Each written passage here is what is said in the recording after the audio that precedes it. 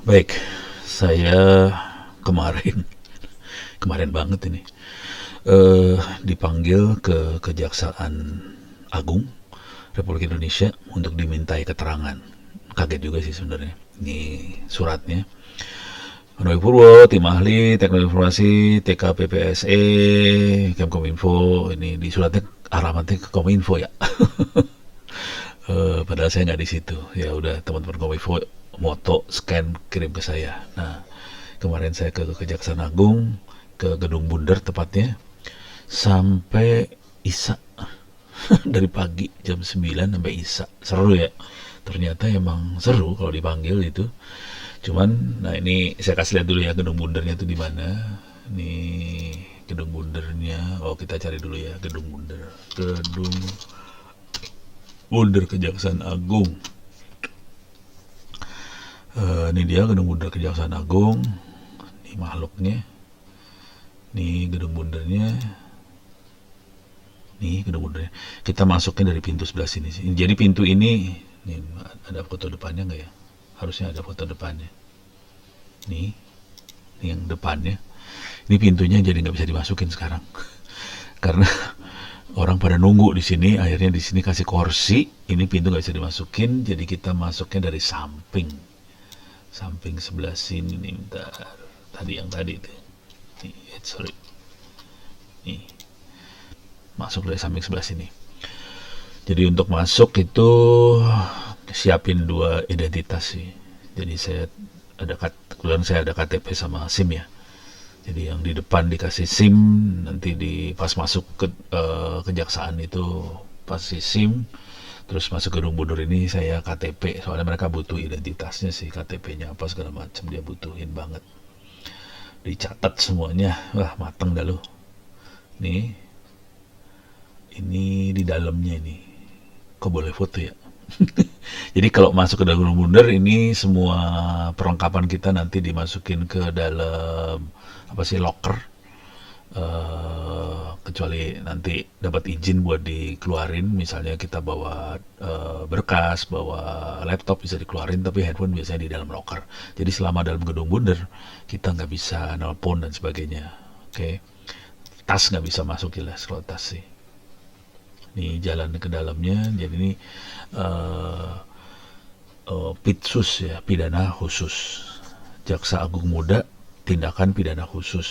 Ini pidana khusus termasuk korupsi lah, apa, termasuk misalnya pelanggaran HAM gitu, kayaknya dimasuk sini deh. Oke, jadi kira-kira itu. Nah, yang menarik dari sini adalah, jadi selama saya di sini santai sih sebenarnya. Kalau kita nggak ada masalah santai. Karena saya nggak ada masalah ya saya santai-santai aja. Cuman yang perlu kita siapkan adalah semua berkas. Nah beruntung, ini untungnya saya. Ini buat catatan buat kita semua sih sebenarnya. Beruntung saya punya kebiasaan kalau ngikutin satu kegiatan atau aktivitas atau diminta apa segala macam. Nih saya kasih lihat aja nih dokumen-dokumen saya, nih file doc.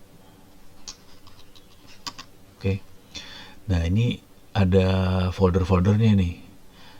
BCA KPR, berita satu, BI konten apa. Ini ada folder-folder yang saya ngerti nih buat apanya ya.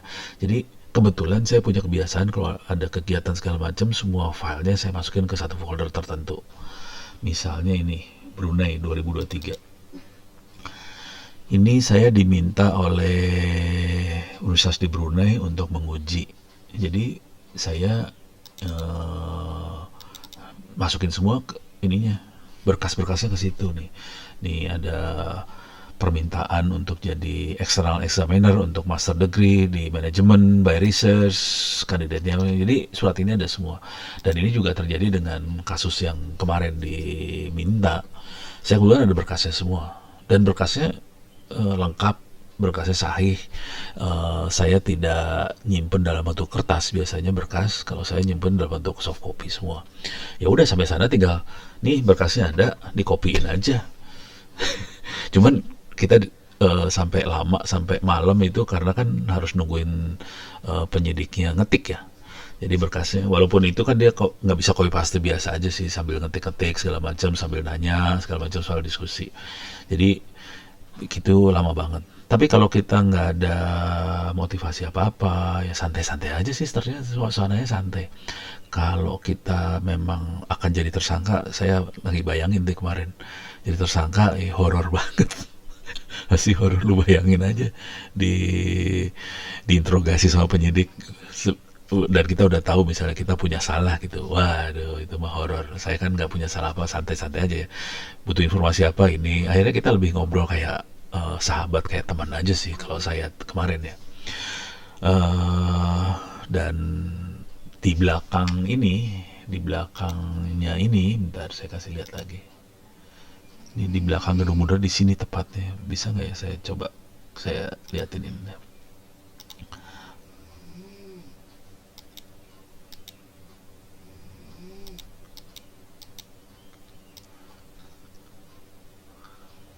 Oh, di sini nggak, belum ada berarti waktu itu ya. Di sini nih, di titik ini. Ini ada musola. Tapi ini kayaknya belum ada musola waktu itu kayaknya. Coba lihat. Oh, nih di sini nih. Ini ada musola nih. Oke lah musolanya. Oke. Jadi walaupun sampai malam segala macem, pas azan saya minta izin aja sama ininya, penyidiknya, kita sholat dulu ya. Ya udah sholat. Jadi ya udah kayak hampir sholat 5 waktu di sana sih, 4 waktu sih sebenarnya di sana gitu. Jadi dari lohor, asar, maghrib, isya sono, subuh di rumah ya, tapi sampai isya di sana. Jadi saya malam, saya ngobrol sama penyidiknya, loh Anda tiap hari kayak gini ya? Saya malam. Iya Pak, saya malam. Jadi merekanya sih, ya saya kagum juga sih. Jadi mereka saya malam untuk melakukan penyidikan, dan dari diskusi ngobrol akhirnya saya mulai tahu ternyata, aduh gimana ya, sedih sebetulnya. Dia bilang terus terang aja, Pak, ini yang namanya korupsi dahsyat banget Republik ini, triliun, tulisnya pada triliun, buset. Jadi kalau di daerah korupsi mungkin miliar ya, kalau di daerah-daerah di kabupaten kota gitu korupsi miliar lah. Di sini triliun, buset mainannya.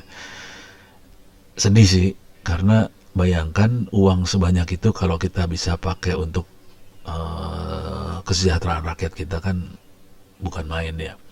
Apakah itu buat beasiswa, padahal saya tahu banget, apalagi mahasiswa di TTS ya, ada yang nggak sanggup bayar SPP segala macam, SPP-nya nggak sampai triliun ya, SPP-nya kan cuma ratusan ribu, itu triliun. Aduh, sedih sih sebenarnya.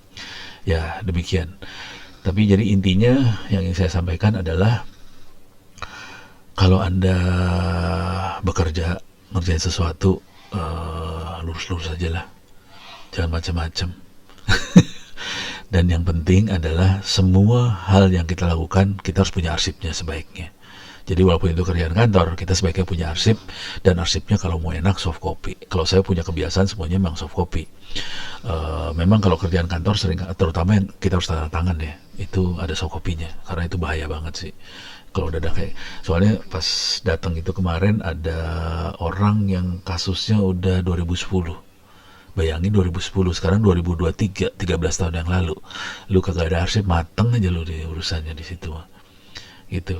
Jadi ya udah, biasakan arsip. Kalau kerja semuanya tanda tangan dan kita aman. Ini minta maaf ada yang lagi tidur nih. Demikian, mudah-mudahan bisa sedikit sharing tentang gedung Bunder, pengalaman dimintain keterangan. Jadi saya tahapnya dimintain keterangan aja, bukan terdakwa sih, santai.